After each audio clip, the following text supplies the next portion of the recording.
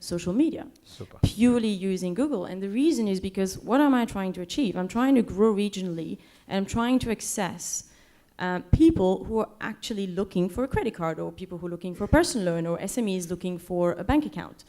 And how can I do that? You guys just gave me the answer, right? You all go on Google, so this is where I should be. I should be available, and I should be present and visible. And I think with the new digital platform today, between Facebook, Twitter, LinkedIn, Google, there's no reason not to be visible. And it doesn't cost millions. It's cost effective, and as long as you do it properly, I think digitalization has just become the key to regionalization. Oh, lovely. I think that's the message, that today, 21st century is rife with opportunities at absolute low costs. If you know how to find your way around, which the world of Google actually facilitates, I think that's the way forward. Omar, in your experience as a lawyer, you helped many brands grow. Tell us pick up a particular brand from the local, region, and tell us what you think about how they went really successful globally.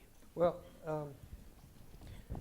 when you think of it, there are so many successful brands in the UAE. You have Jumeirah, you have Emirates Airlines, you have Dubizzle, like you mentioned. I think the key steps that makes a successful brand such as Emirates Airlines was that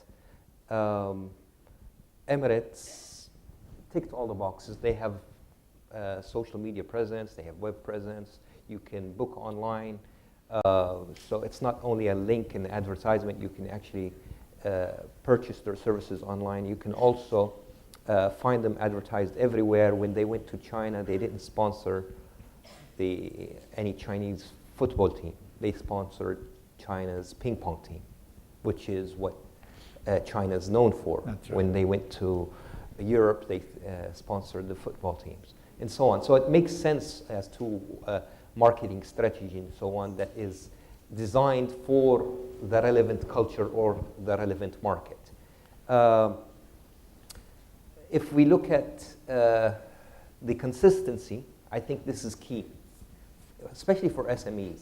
Because when you design a brand and then the following year you change the font and then you change the colors, and that really impacts your brand significantly. If you look at Coca-Cola, since the inception, it's Absolutely. the same C. It's the same font and type of C, written in cursive, capital letter, the O is in small letter, and so on. And if you look at the colors, it's always red and white. And if you look at Lavash Kiri, it's also the same. Emirates Airlines stuck to its colors. Red, white, gold. It's consistent. So consistency is the key. And in order to have consistency, as your business grows, you can't control what your marketing people do, what your sales people do, your suppliers, etc. So you need to have what we say guidelines. You develop branding guidelines. And those guidelines tell anyone in the organization how they're supposed to write your brand, what colors they're supposed to use, what font types, etc. These branding guidelines are necessary whether you're franchising or not, because consistency is what builds your brand. But it's easy to talk about successes. I think it's easier. It's more important to tell you about the failures, how you can learn from them, or the mistakes that challenges faced by some brand owners. I talked about Etisalat, how when they went to Saudi Arabia, they had to rebrand and call themselves Mobile. Well, that was a very expensive That's right. exercise. Of course, Etisalat can afford it because they have enough money to advertise for two different brands, Etisalat and Mobile, and create two parallel social media and so on. But no one wants to do that, and most people cannot afford to do that. When you look at clearances, I talked about choosing the name and then clearing it. Clearing it means making sure that this name is not taken by someone else, whether as a domain name, as a trademark, as a trade name. When I'mar was launched in the UAE, their main market was the UAE. But as any other UAE company, your immediate next market is MENA. And in Jordan, a company was registered named I'mar as a public shareholding company, as a developer. So when I'mar had a project in Jordan, they faced this problem. Ta'mir faced the same problem in Jordan. Paris Gallery, when they wanted to expand to go to Qatar, they found that there's a Paris Gallery registered in Qatar. So how do you expand if your immediate markets are not covered? It's very difficult, very, very challenging. And then you have to throw a lot of money on litigation or a lot of money on settlement or a lot. And at the outset, when you thought about investing, you said, oh, well, I can't afford to register my trademark in 20 countries or 30 countries. It's an expensive exercise. Well, all of that expense, which is the 30 countries expense, 30,000 or 50,000 US dollars, is less than one litigation case that you have to pay for when you face the challenge. So I think looking at success stories is very nice, but also learn from the errors that we've been through in the region, particularly that Dubai, as you mentioned, Dubai is a brand.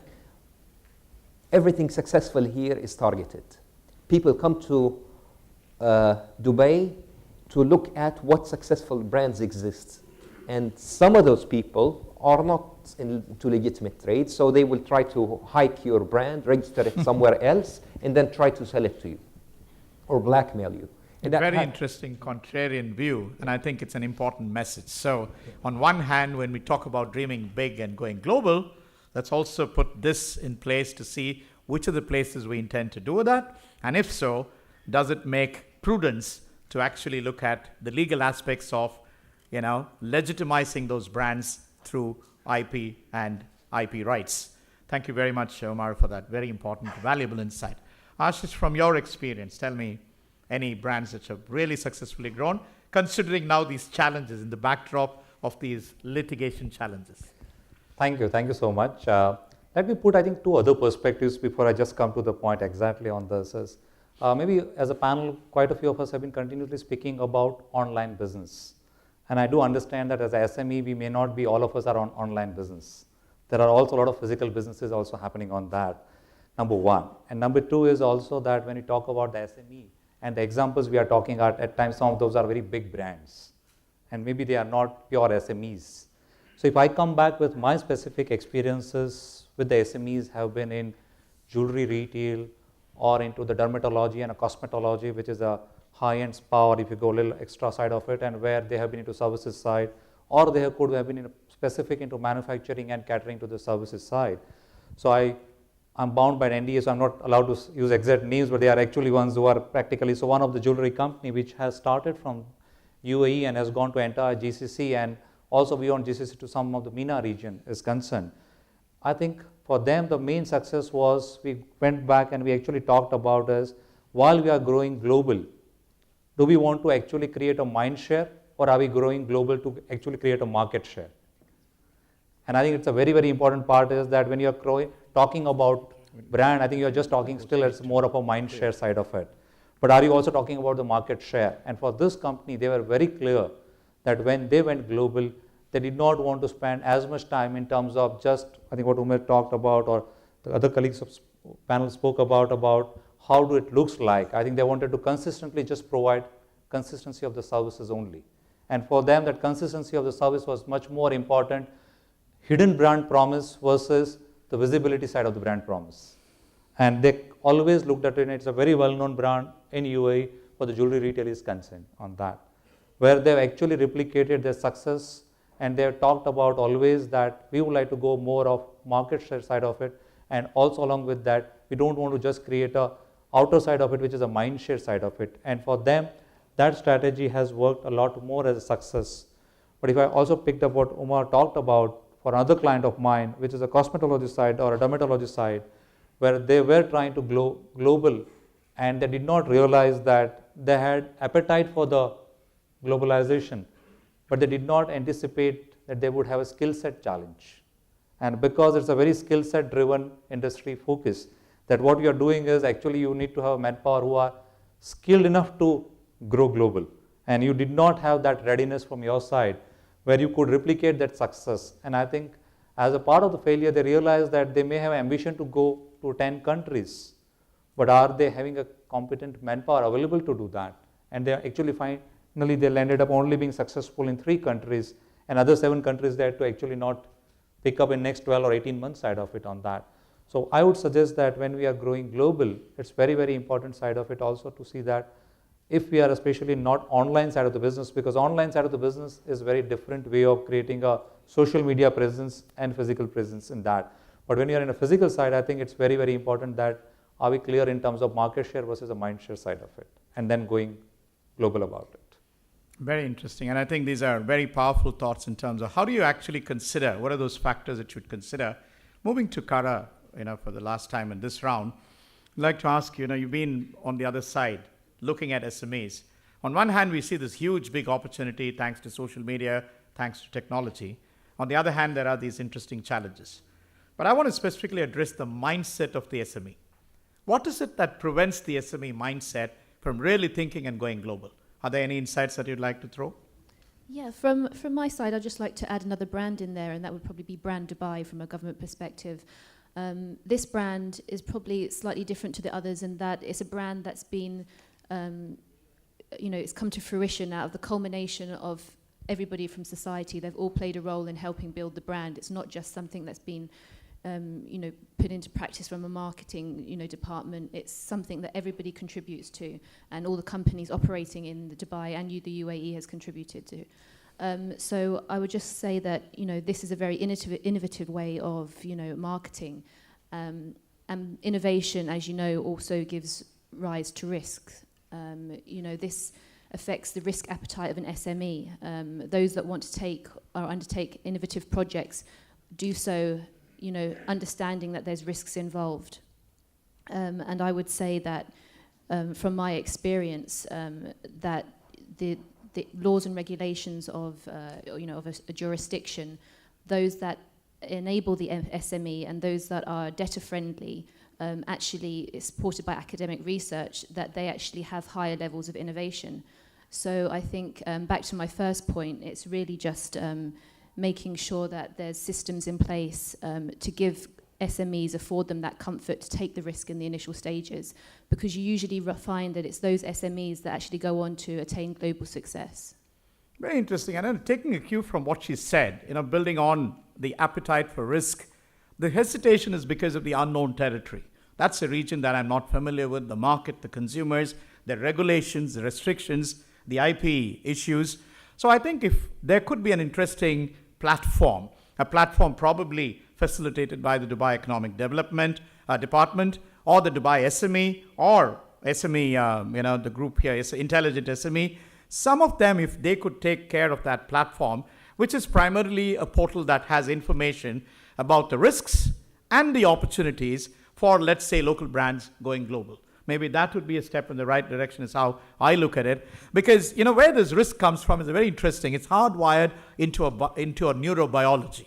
I come from a neuroscience perspective that the ability to take risk is an exception rather than the norm. Because by nature, we are hardwired to survive and avoid risks. So that's hardwired. That's the bad news. The good news is that we could actually rewire our brain once it becomes more confident, once it becomes more secure. And that's where the information, the platform that provides that would help us to actually move on. And the good news further is that the brain actually has the ability to change itself. So coming from a risk perspective to a risk-averse perspective to a risk propensity perspective is just rewiring your thought patterns. And that, I think, is a big message that I would like to leave. We're running out of time, so I would like to conclude our round of the discussion, but would certainly like to throw open the floor for you. I'm sure you would have a lot of questions to our esteemed panelists. So please feel free to raise your hands and then ask the question if you have it to a specific person. There's somebody there. Yes? Like we are an engineering company who are into project management, and we have world-class brands, and we are into airport building and airport technology products. But the entire UAE knows our brands, which are globally well-known. But I want to improve my brand equity so that I can go global, or I can improve in the other markets in the GCC and say here is the company which is efficiently handling all these products and brands efficiently, and they can bring those best of the products or services to my doorsteps across GCC. Thank you. Yeah, the way I would look at this is really around what makes you unique. So obviously the product is something everybody knows, everybody already has a brand. You don't need convincing on the product. What you can do, however, is choose the one area that you can provide to your clients that's very unique to you. And the first thing I think about is your customer service, one, your after-sales service, and number 3 is potentially the variety of products you can bring, the variety of brands you can bring into the market. If you get known for either one of these things, your brand starts getting known, and if you're not the exclusive importer, as anybody here who needs whatever product you're importing is, who do I go with? Who's the one who, when I call them at 4 o'clock in the afternoon because whatever, if the printer is not working, who's going to turn up to my door after 5 minutes? And that's how you can create your brand, is you find that USP, that unique part that differentiates you from anybody else, and you become known for that service. Because you don't need to be known for the brand that you're representing, right? Excellent. Ram, would you like to throw some insight on that? I think I completely agree with Amreen. I think the biggest factor that you have to keep in mind here is when you actually began your journey, you actually were known by the brand you were representing, right? So your value proposition there was actually tagged with the brand you were representing.